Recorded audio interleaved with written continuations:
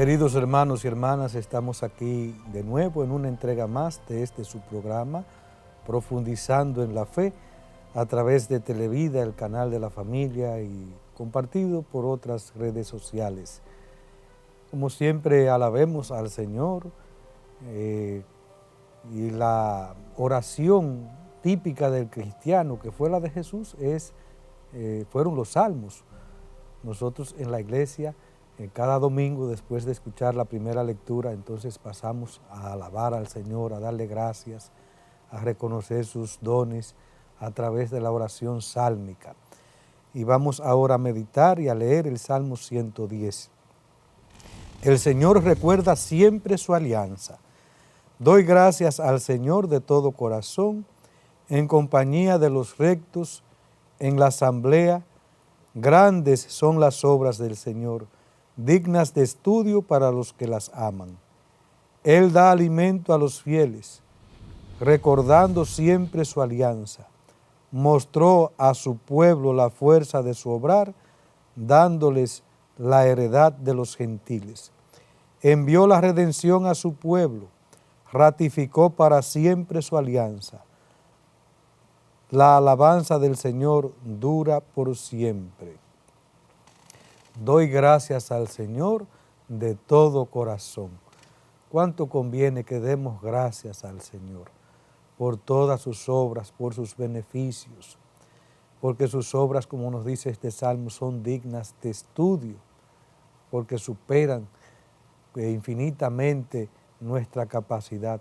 Solamente contemplar el universo, la grandeza, la majestad de la creación, donde este Dios bueno, santo, creador, ha manifestado su poder, pero más que su poder ha mostrado su amor, que todo lo ha hecho con sabiduría y amor.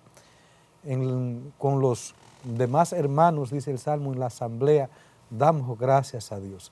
Qué importante es entonces participar también de la Eucaristía. La Eucaristía es la acción de gracias por excelencia. Y en la Eucaristía no solamente estoy dando gracias yo solo, no, estoy dando gracias con todos mis hermanos. Eso es la Eucaristía, una acción de gracias. Y eso fue lo que hizo Jesús aquella última cena, cuando tomó el pan, bendijo al Dios Padre, que es creador del universo, por ese pan, por ese vino, que es fruto de la tierra y del trabajo del hombre. Gracias, Señor. Pero gracias también porque este pan y este vino son el símbolo de la entrega del Señor por nuestra redención, pero también son el símbolo de mi propia entrega. También tú y yo, como Jesús, nos ofrecemos nuestros dolores, ofrecemos nuestras inquietudes, nuestras familias, nuestros temores, y también le damos gracia y gloria por los acontecimientos positivos, los acontecimientos alegres que voy pasando por mi vida. Gracias, Señor, porque yo también contigo y por ti, por tu gracia y para mi salvación, voy también viviendo los misterios de tu vida, que son los misterios de gozo, misterios de resurrección, misterios de dolor. Todo eso es la vida y lo voy ofreciendo contigo y por medio de ti, dando gracias en la asamblea junto a mis hermanos. Pasemos ahora al Evangelio de este día, tomado de Marcos 10, 17, 27. En aquel tiempo, cuando salía Jesús al camino, se le acercó uno corriendo, se arrodilló y le preguntó: Maestro bueno, ¿qué haré para heredar la vida eterna? Jesús le contestó: ¿por qué me llamas bueno? No hay nadie bueno más que Dios. Ya sabes los mandamientos: no matarás, no cometerás adulterio, no robarás, no darás falso testimonio, no estafarás, honra a tu padre y a tu madre. Él replicó: Maestro, todo eso lo he cumplido desde pequeño. Jesús se le quedó mirando con cariño y le dijo: una cosa te falta, anda, vende lo que tienes y dale el dinero a los pobres, así tendrás un tesoro en el cielo y luego sígueme. A estas palabras él frunció el ceño y se marchó pesaroso porque era muy rico. Jesús, mirando alrededor, dijo a sus discípulos: qué difícil les va a hacer a los ricos entrar en el reino de Dios. Los discípulos se extrañaron de estas palabras. Jesús añadió, hijos, qué difíciles les es entrar en el reino de Dios a los que ponen su confianza en el dinero. Más fácil le es a un camello pasar por el ojo de una aguja que a un rico entrar en el reino de Dios. Ellos se espantaron y comentaban, entonces, ¿quién puede salvarse?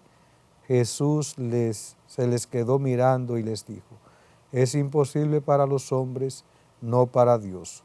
Dios lo puede todo. En este evangelio conocido como el evangelio del joven rico, este joven que sentía la llamada de Dios, que se sentía también atraído por esta forma de vida de Jesús y sobre todo porque le inquietaba la vida eterna. Aquí hay un elemento importante también. Hoy vivimos en un mundo como que no parece inquietarnos la eternidad. Queremos vivir en el presente, en el solo presente, sin pensar en lo que habrá más allá. No, tú estás aquí en el Evangelio y el Evangelio es el corazón de Jesús. Es su palabra para mi salvación. Existe el reino de Dios, existe la gloria y existe el infierno. Por tanto, yo no puedo vivir aquí como enajenado, no puedo vivir aquí como absorto en este mundo de entretenimiento, de vanidad, de grandeza, de orgullo, de poder, de mercado, de compra, de venta. No, estamos llamados a algo más grande. Eso pasa aquí. Y aquí son 2 o 3 vidas, una vida y en definitiva un valle de lágrimas también. Y de acuerdo a cómo yo viva mi vida, viva mi relación con Jesús, voy a ser menos o más infeliz, porque no se es más feliz porque se tenga muchas cosas. Al contrario, el que vive, podríamos decir, estresado por tantas cosas que tienes en este mundo, por teneres, por ese afán de poder, de dominio, de orgullo, ese vive en una angustia y en un lastre. Y por eso, como decía, los santos que vivieron en este espíritu de bienaventuranzas, vivieron en esta libertad de los hijos de Dios. Y nada le turbaba. Si tenían poco, no se turbaban. Si tenían mucho, no se engrandecían.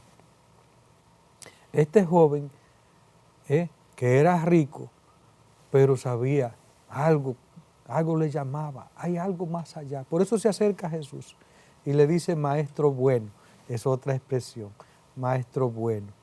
Y Jesús lo dirige hacia el Padre. ¿Por qué me llama bueno? Uno solo es bueno.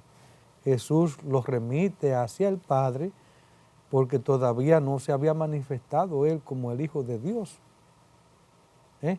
No se había manifestado plenamente como Hijo de Dios. Por eso lo dirige hacia el Padre Dios su mirada. Le dice, cumple los mandamientos. Cumplir los mandamientos es el mínimo para heredar el reino de Dios. Porque los mandamientos de Dios van a la justicia, y por eso Jesús se los enumera. Vamos nuevamente a enumerar estos mandamientos.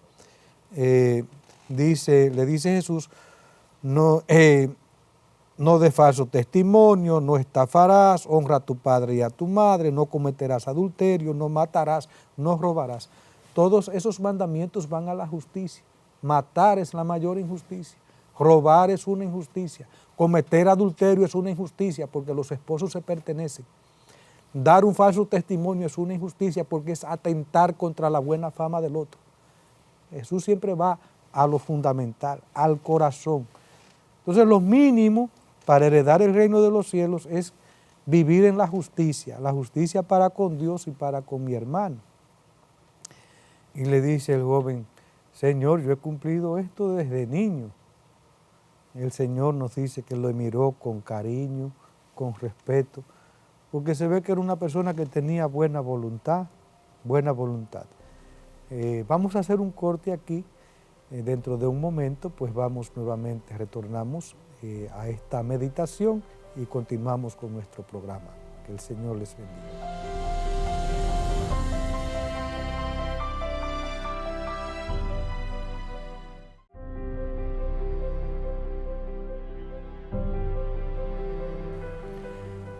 Jesús les responde a este joven que ya viene cumpliendo con estos mandamientos, con otra llamada. Te falta una cosa, dice Jesús, te falta algo más. No has llegado a la perfección. El muchacho creyó que ya había cumplido con todo. Ay, no, siempre ante el Señor siempre nos va a faltar algo, siempre, siempre, siempre, porque la llamada es a vivir el amor. Por eso Jesús le dice, te falta una cosa. ¿Y cuál es esa cosa? Pues anda, vende todo lo que tienes, dáselo a los pobres y entonces ven y sígueme. Aquí hay varios elementos. Primeramente, para poder seguir a Jesús con libertad del corazón tenemos que despojarnos de lo que tenemos, despojarnos de nuestra familia, estar dispuesto incluso a pasar por algunas incomprensiones, a pasar por la difamación, a renunciar a nosotros mismos. Te falta una cosa, vende lo que tienes, dáselo a los pobres, entonces ven y sigue. En la iglesia tratamos de vivir este espíritu, por eso se hace un voto de pobreza y de obediencia y de castidad. Es para vivir en esta libertad de los hijos de Dios. Y es por eso que nosotros y los sacerdotes, estos tres votos van unidos, y de ahí que a veces el obispo le dice a un sacerdote, mira, ya te necesito que te muevas de aquí a allí. Y qué importante es estar en esa disponibilidad de saber que esa parroquia no es mía, que esa camioneta no es mía, la uso pero no es mía, es para el servicio de la iglesia, para el servicio del pueblo de Dios. Y los recursos que se tienen igual naturalmente para sostenerse, pero también para ayudar a los pobres, para contribuir a la evangelización. Los bienes en la iglesia tienen estos tres destinos. Primeramente, el sostenimiento para una vida digna, como Dios quiere también, que cada persona viva con dignidad, para el culto, para la evangelización, para la pastoral y para ayudar también a aquel que va pidiendo ante una necesidad, Vende lo que tienes. Pues ahí entonces el pobre, este joven ya, esto no le sentó bien. Nos dice la palabra que frunció el ceño, se entristeció, porque tenía muchas cosas. Los teneres a veces abrazan nuestro corazón. Y por eso mientras más cosas tenemos, más apegados estamos a las cosas de este mundo. Mientras menos tenemos, más desapegados y más abiertos a la voluntad de Dios. Importante entonces no acaparar, no almacenar, sino más bien vivir en esa libertad de los hijos de Dios, sabiendo que el Señor que me ha dado la vida no me va a faltar, porque su medida es una medida generosa. Primera palabra que usa el Evangelio, una medida generosa. Generosa porque es de corazón, porque es de un padre hacia un hijo. Es una medida remecida. Es como cuando yo lleno un macuto, por hablar en un término campesino, o proponga también usted, qué sé yo, un tanque, una lata, lo que sea, y lo remuevo para que coja más. Una medida generosa, remecida.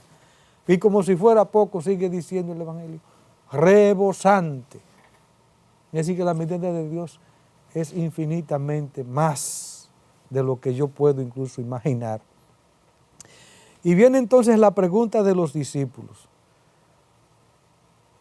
Y entonces, ¿quién puede salvarse? Se extrañaron los discípulos de esto, de que el Señor haya dicho esto. Qué difícil es a un rico entrar en el reino de los cielos. Es difícil, porque la riqueza engendra apego y es difícil desapegarse. Es difícil.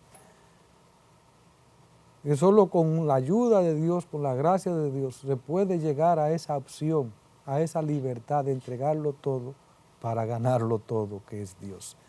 Qué difícil.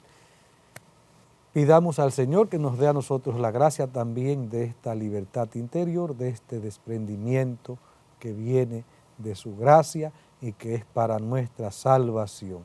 La salvación que es imposible para los hombres, pero totalmente posible para Dios. Bien, continuamos con nuestro tema. Hemos visto en los capítulos anteriores, o más bien en el último programa que tuvimos, cómo se situaba Jesús ante la ley. Ahora lo vamos a ver frente al templo. Como los profetas anteriores a él, Jesús profesó el más profundo respeto al templo de Jerusalén. Fue presentado en él por José y María 40 días después de su nacimiento. A la edad de 12 años decidió quedarse en el templo para recordar a sus padres que se debía a los asuntos de su padre. Durante su vida oculta subió allí todos los años, al menos con ocasión de la Pascua. Su ministerio público estuvo jalonado por sus peregrinaciones a Jerusalén con motivo de las grandes fiestas judías.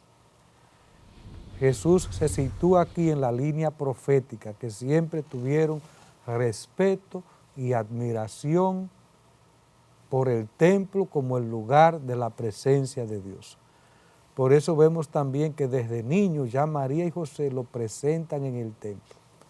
A los 12 años peregrinan con él allí al templo nuevamente. Y allí Jesús se queda también y dice, yo tengo que ocuparme de las cosas de mi Padre. Luego en su vida pública, siempre para la Pascua, allí subía Jesús al templo. Y en sus peregrinaciones, se supone que hizo también otras peregrinaciones. Jesús fue un peregrino del Evangelio, un anunciador del Evangelio, incansablemente anunciando el reino de Dios. Jesús siempre reconoció el valor, la presencia de Dios y el templo como lugar de encuentro con el Señor, como lugar de oración, de santificación. Jesús subió al templo como el lugar privilegiado para el encuentro con Dios. El templo era para él la casa de su Padre, una casa de oración, y se indigna porque el atrio exterior se haya convertido en un mercado. Si expulsa a los mercaderes del templo es por celo hacia las cosas de su Padre. No hagan de la casa de mi Padre una casa de mercado. Sus discípulos se acordaron de que estaba escrito, el celo por tu casa me devora. Después de su resurrección, los apóstoles mantuvieron un respeto religioso hacia el templo. Jesús enseñó que el templo es casa de oración, por eso aquellos mercaderes que iban al templo no a orar, sino a lucrarse, porque allí al templo subía mucha gente a ofrecer sacrificios y mucha gente vivía de los negocios vendiendo palomas, vendiendo también corderos, que eran los animales del sacrificio. Los que tenían dinero lo llevaban de su casa o lo compraban allí en el templo. Los pobres llevaban un par de palomas, un par de pichones. Esa era la forma del culto de Israel. Pero Jesús se opuso a hacer del templo un negocio, a hacer del templo un lugar de lucro. No, el templo es el lugar del encuentro con Dios, el lugar de la oración, el lugar de agradecer a Dios, el lugar donde todos nos encontramos como hermanos para glorificar al Señor.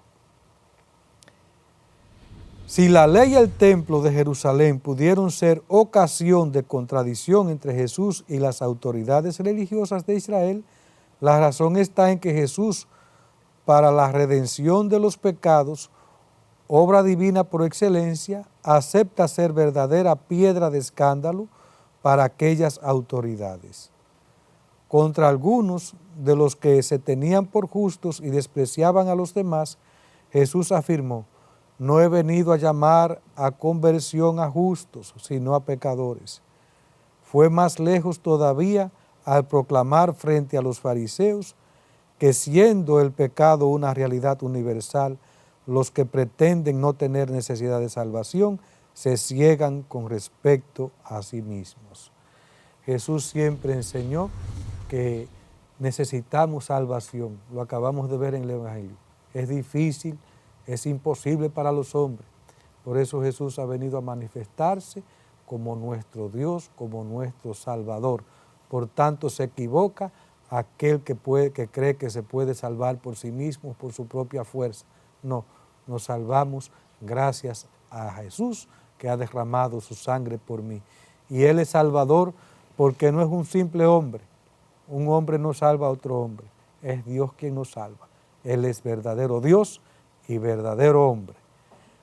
Por eso, queridos hermanos, no tenga nunca reparo en confiarte en Él, en poner tu corazón en su corazón, en dejarnos iluminar por Él, evangelizar por Él, santificar por Él, que sigue viviendo, actuante en su iglesia. Bien, queridos hermanos, hemos visto la postura de Jesús ante la ley, ante el templo.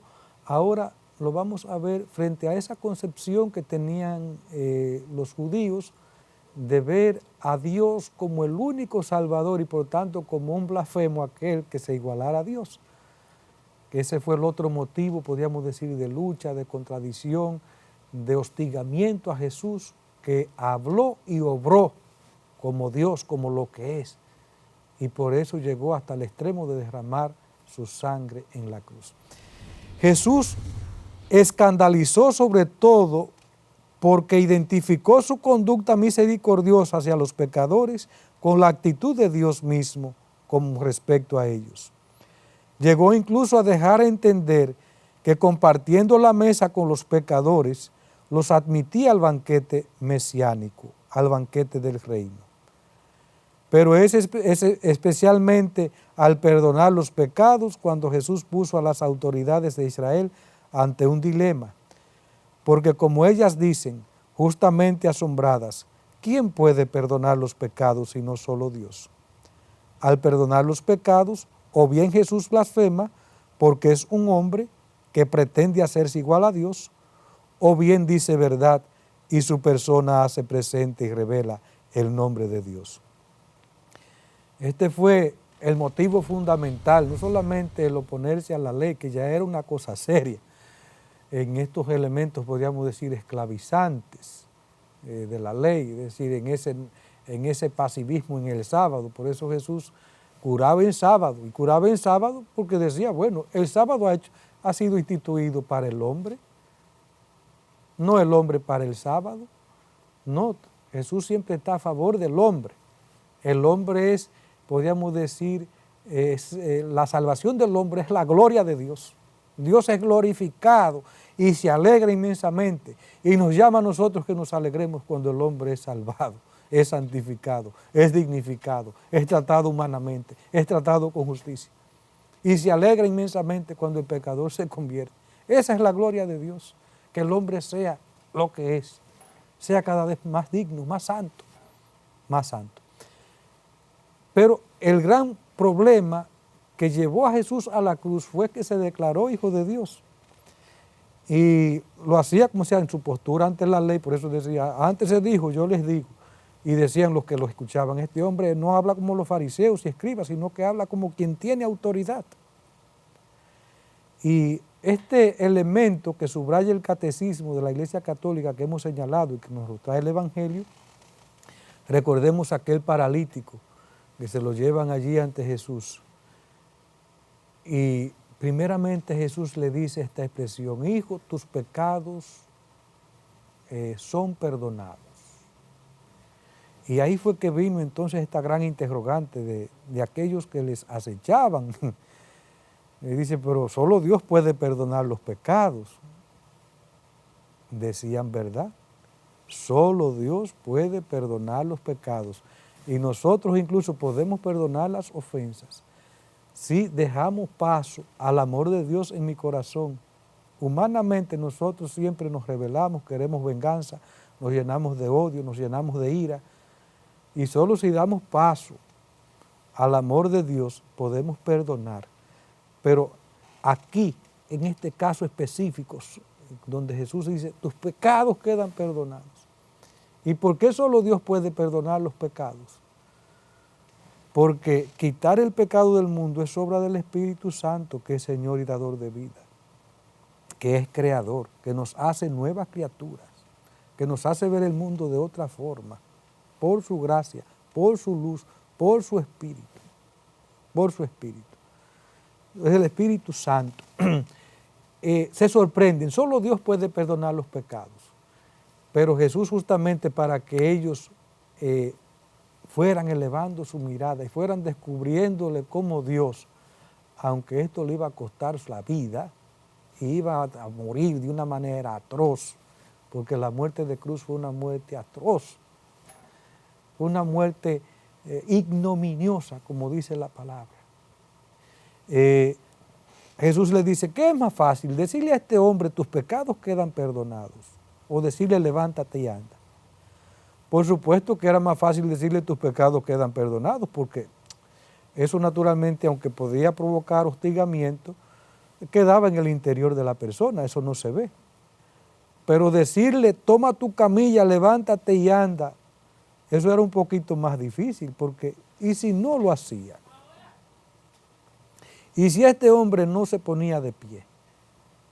Sin embargo, dice el Señor, pues para que vean que el Hijo del Hombre tiene este poder y por tanto no se trata simplemente del Hijo del Hombre, sino del Hijo de Dios, a ti te lo digo, tus pecados quedan perdonados, levántate, toma tu camilla y vete a andar, y echa a andar.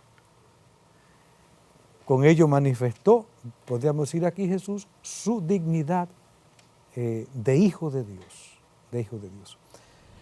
Solo la identidad divina de la persona de Jesús puede justificar una exigencia tan absoluta como esta. El que no está conmigo está contra mí. Lo mismo cuando dice que Él es más que Jonás, más que Salomón, más que el templo. Cuando recuerda refiriéndose a que David llama al Mesías su Señor, cuando afirma, antes que naciese Abraham, yo soy, e incluso el Padre y yo somos una sola cosa. Todas estas expresiones eran revelaciones de Jesús como el Hijo de Dios, por tanto como igual a Dios, más que Jonás, más que Salomón, antes de que Abraham ya yo existía. Y esto fue lo que fue provocando este odio de los judíos frente a Jesús, porque se igualaba a Dios. Recordemos que aquel pueblo era monoteísta y consideraba una blasfemia a cualquiera que viniera diciendo esto. Pero Jesús, en razón de la verdad que profesaba, sabiendo que esto le iba a llevar a la cruz, Jesús naturalmente manifestó y vivió este amor, vivió en esta verdad de Hijo de Dios, de Hijo de Dios. Jesús pidió a las autoridades religiosas de Jerusalén que creyeran en Él en virtud de las obras de su Padre que Él realizaba. Pero tal acto de fe debía pasar por una misteriosa muerte a sí mismo para un nuevo nacimiento de lo alto. Atraído por la gracia divina, tal exigencia de conversión frente a un cumplimiento tan sorprendente de las promesas permite comprender el trágico desprecio del Sanedrín al estimar que Jesús merecía la muerte como blasfemo. Sus miembros obraban así tanto por ignorancia como por el endurecimiento de la incredulidad.